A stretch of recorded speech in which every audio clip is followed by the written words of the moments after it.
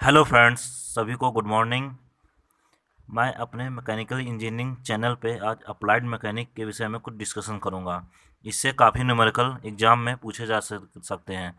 जो जेई की तैयारी कर रहे हैं, किसी भी टाइप के एग्ज़ाम की तैयारी कर रहे हैं टेक्निकली, वो प्लीज़ सो केयरफुली इस चैप्टर को समझें। ये हम लोग समझते हैं डिस्टेंस। डिस्टेंस दूरी क्या होती है? प्रारंभिक तथा अंतिम स्थिति के बीच का कुल चला हुआ मार्ग। मतलब प्रारंभिक स्थिति ये है और इसकी अंतिम स्थिति ये है। तो जो पिंड है ये यहाँ ओ से ए पे गया, ए से बी पे गया, बी से सी पे गया, ये क्या होती है? इसकी टोटल दूरी होती है ये। ठीक है, इसको डी से डिनोट भी करते हैं। अब समझते हैं विस्थापन क्या होता है। डिस्प्लेसमेंट विशेष दशा में वस्तु की स्थिति में परिवर्तन वस्तु का विस्थापन कहलाता है। जैसे ये फिगर में दिखाया गया है, ओ से ए गया, ए से बी गया, बी से सी गया, ये दूरी है। और ओ से सी तक जो पिंड गया है, बस ये इसका विस्थापन होता है। बोला है ना इसमें विशेष दशा में वस्तु की स्थिति, इसकी स्थिति जो है वो चेंज हो गई है। तो ये जो है ये एरिया, ये आपका विस्थापन कहलाएगा, ये इतना एरिया। चाल, स्पीड। स्पीड क्या होती है? दूरी की दर को चाल कहते हैं। चाल इक्वल टू दूरी बटा समय। इसको हम लोग V equal to D upon T से भी डिनोट करते हैं। इस, इसका जो मात्रक होता है मीटर पर सेकंड होता है। इस डी को मीटर से, डिस्टेंस को मीटर से डिनोट करते हैं। टाइम सेकंड, इसको सेकंड से डिनोट करते हैं।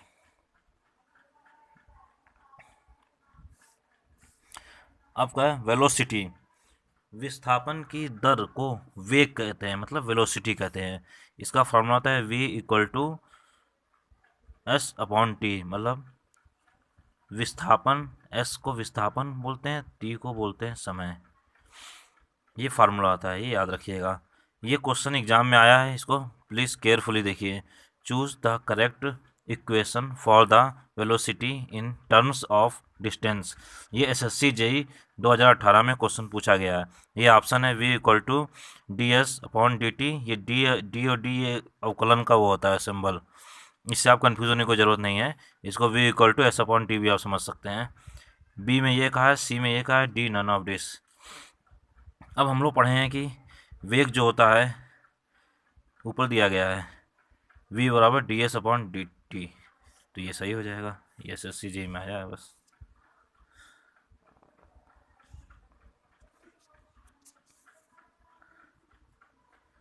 अब पूछा एक्लीरेशन, त्वरण। त्वरण क्या होता है?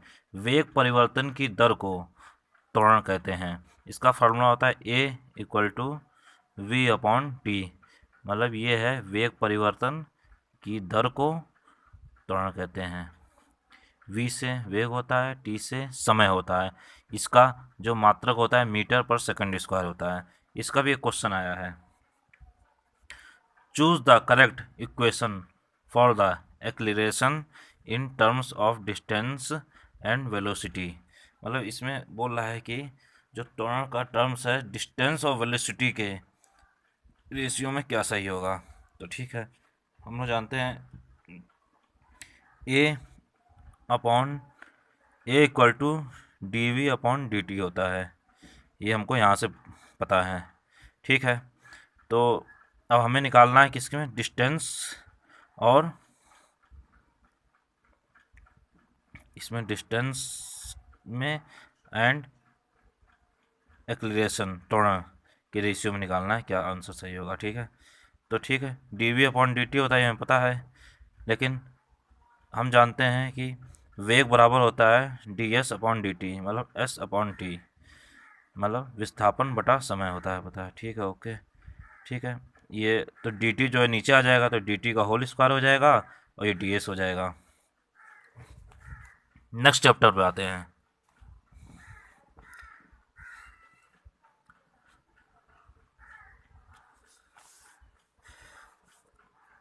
मोमेंटम, संवेग। संवेग क्या होता है? पिंड में निहित गति पिंड में जितनी गति निहित होती है उसी को संवेग कहते हैं।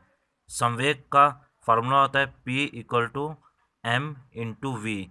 एम को द्रव्यमान से डिनोट करते हैं, वी से वेग को डिनोट करते हैं। ठीक है, अब आगे हमको समझते हैं कैसे आया। P equal to M into V. ठीक है,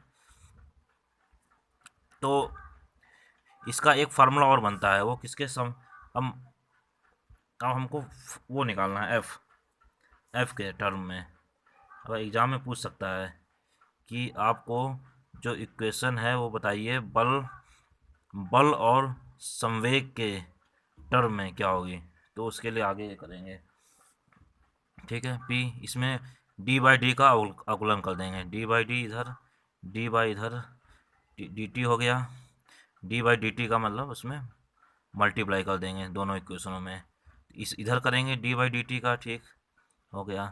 एम इंटू वी रहेगा इधर ही, डी बाई डी टी का इधर हो गया।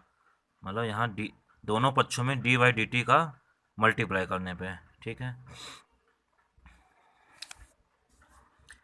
तो जो v है इस d के साथ हो जाएगा, dt आ जाएगा, तो D V upon D T into M को अलग कर दिया, इसी से इसको बस रूप चेंज कर दिया गया है। ठीक है, फिर D P upon D T equal to M into A. हम लोग जानते हैं जो ये ए बराबर होता है, क्या होता है, त्वरण क्या होता है, वेग परिवर्तन की दर को, मतलब D V upon D T ये होता है त्वरण। तो वही ए आ गया है। और ये हमें पता है कि F equal to M A होता है, तो एम ए की जगह F आ गया है।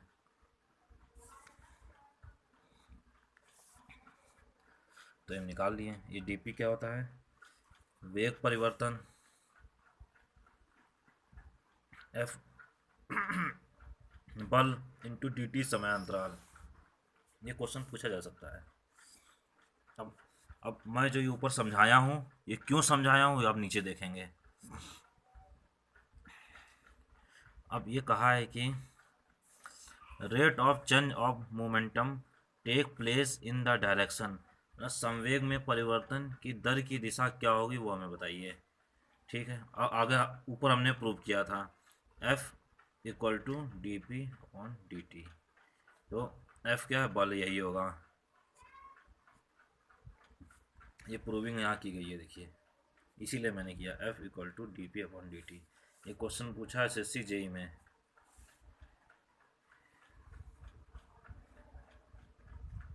ये बहुत अच्छा क्वेश्चन है, ये बहुत अच्छा क्वेश्चन है, इसको समझिएगा। नोट, ये क्या नोट में कर रहा है कि संवेग में परिवर्तन को आवेग कहा जाता है, याद रखिएगा।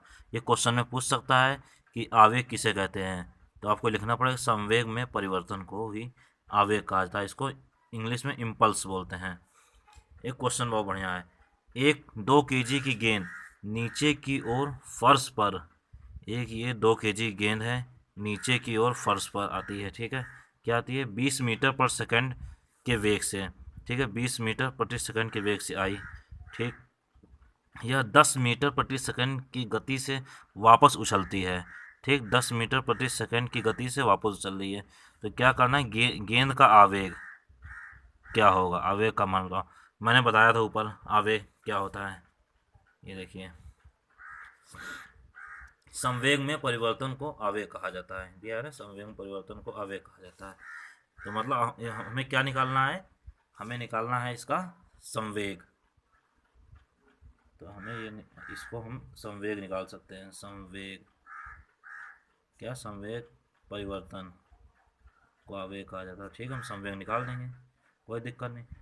हम लोग जानते हैं संवेग का फार्मूला होता है, ये SSC JEE 2018 में आया भी, संवेग का फार्मूला क्या होता है, P equal to M V, ये फार्मूला होता है। ठीक है, फर्श के स्पर्श करने से पहले संवेग, और जब गेंद आ रही है फर्श पे स्पर्श करने से पहले संवेग निकालेंगे। ठीक है, P equal to M into V one.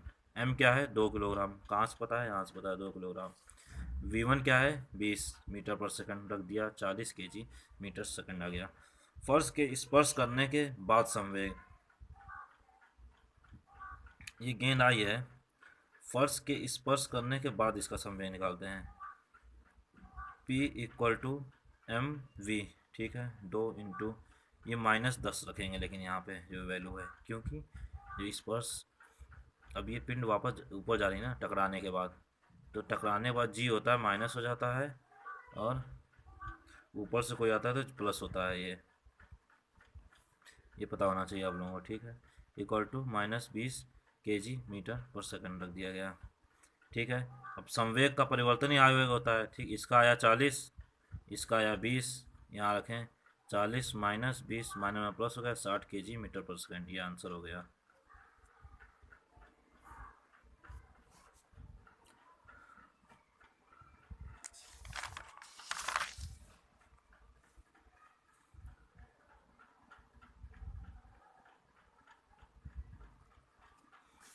एक क्वेश्चन हो रहा है, समझिए।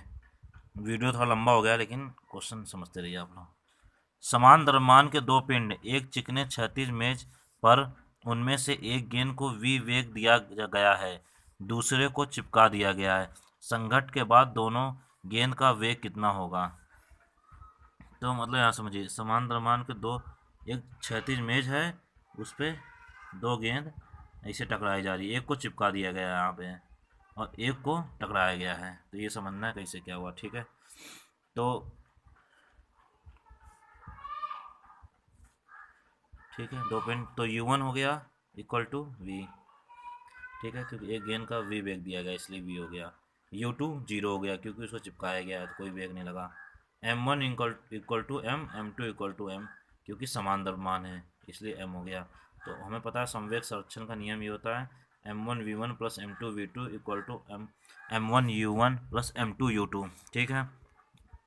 माना टकराने के बाद दोनों बल V वेग से गति करेंगे, टकराएंगे तो कोई ना कोई तो अपोजिट डायरेक्शन में कोई वेग लगेगा ही, ठीक है। फार्मूला रखा, ये वैल्यू पुट कर दी, M1 plus M2 equal to M2 plus 0,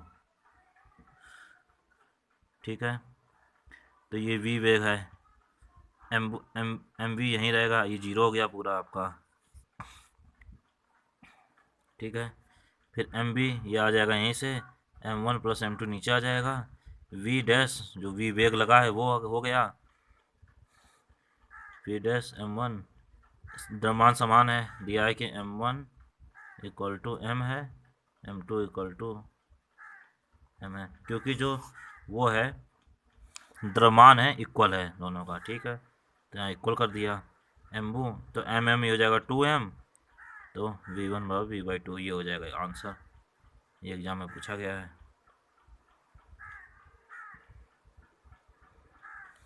एक क्वेश्चन और बढ़िया है, 2 मीटर प्रति सेकंड के वेग से चलता हुआ 1 kg द्रव्यमान वाली एक गेंद 2 kg द्रव्यमान वाली एक स्थिर गेंद से टकराती है।